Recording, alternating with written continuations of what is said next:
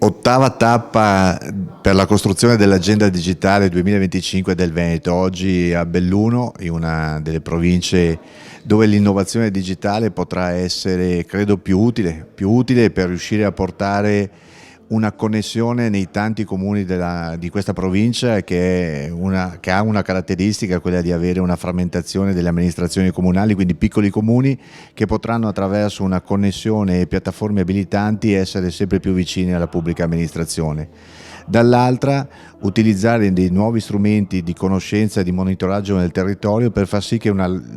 provincia così fragile come quella della montagna bellunese possa essere costantemente monitorata e attraverso l'aggregazione di dati avere la capacità di prevenire e intervenire per tempo in quelle che potrebbero essere delle situazioni anche particolarmente difficili da gestire. Ecco, questa è l'agenda digitale 2025 che ci piace, quella che mette assieme la capacità di creare 12 palestre digitali in questa provincia così difficile e complessa, ma che dall'altra riesce a dare delle risposte tempestive per un territorio che deve essere sempre più sicuro.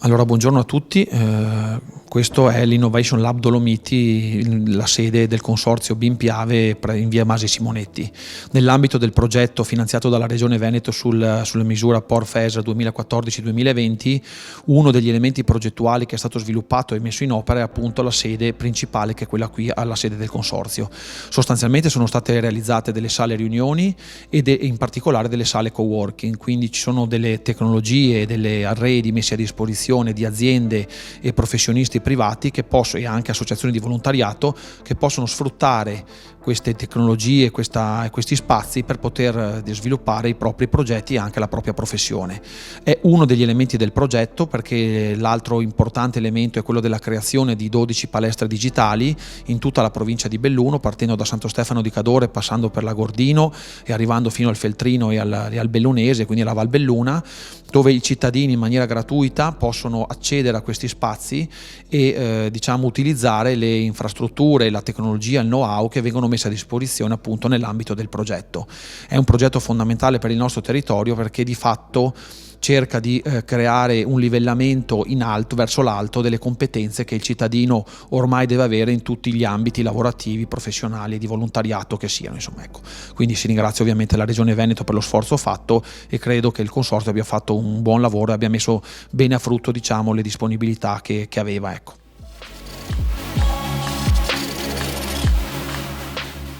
Le potenzialità offerte dal digitale sono enormi e noi come Regione Veneto abbiamo già iniziato ad utilizzarle anche in materia ambientale, sia dal punto di vista del monitoraggio del territorio per quanto riguarda l'aspetto relativo alle gestioni emergenziali, quindi tutto l'ambito della protezione civile, e sia per quanto riguarda gli aspetti che sono poi propedeutici a una pianificazione corretta dal punto di vista tecnico. Devo dire che noi siamo già dotati di strumenti che nessun'altra regione ha, penso per esempio al monitoraggio satellitare di tutto il territorio del Veneto, ma così come le previsioni delle piene dei corsi d'acqua, e si tratta oggi, e la nuova sfida è quella di mettere insieme tutti questi sistemi di monitoraggio in un'unica piattaforma intelligente con autoapprendimento che possa garantire una potenzialità ancora maggiore. Però il percorso è già tracciato e noi stiamo perseguendo questi obiettivi. La Regione Veneto sta avviando in questa nuova legislatura una serie di importanti progetti finalizzati a migliorare la capacità di conoscenza e gestione dei dati territoriali a supporto delle politiche. È una dimensione che si addice a un ente come la Regione del Veneto, che intende diventare sempre più un ente di governo e non un ente di amministrazione attiva, quindi una regione capace di mettere in risonanza le energie del territorio e farle confluire verso progetti di sviluppo condiviso che ne facciano una regione leader in Italia e in Europa, come è sempre stato e come deve continuare ad essere. Per fare questo c'è bisogno di una maggiore capacità di conoscenza e di disponibilità di informazioni, perché le politiche di sviluppo devono fondarsi sui dati, e i dati debbono essere quelli che produce la pubblica amministrazione, certamente, In Veneto abbiamo l'Agenzia regionale per l'ambiente che produce dati ambientali, ma abbiamo molti soggetti pubblici che producono informazioni territoriali e ambientali all'interno della regione stessa oppure all'esterno. Ma poi ci sono i dati prodotti invece dai soggetti esterni alla pubblica amministrazione. Anche questo significa fare governo, cioè mettere in risonanza molte informazioni che vengono prodotte ad esempio dai consorzi, piuttosto che dai gestori dei servizi pubblici nazionali, per quanto riguarda i trasporti, la produzione di energia, la gestione delle risorse idriche.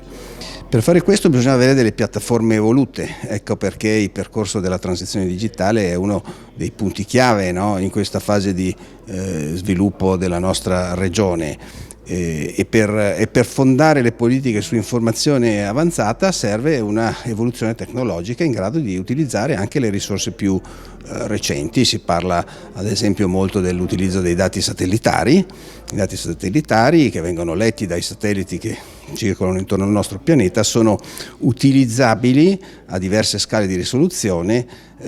proprio per supportare politiche di sviluppo ambientale e territoriale. Questo favorirà la gestione delle emergenze, la pianificazione della protezione civile, la redazione dei piani di settore, da quello dei rifiuti a quello della qualità dell'aria.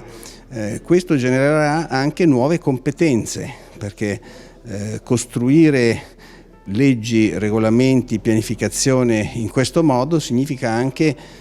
fare evolvere la capacità di pensiero e quindi il livello delle competenze. Le politiche sulla formazione e il lavoro si orienteranno anche sempre di più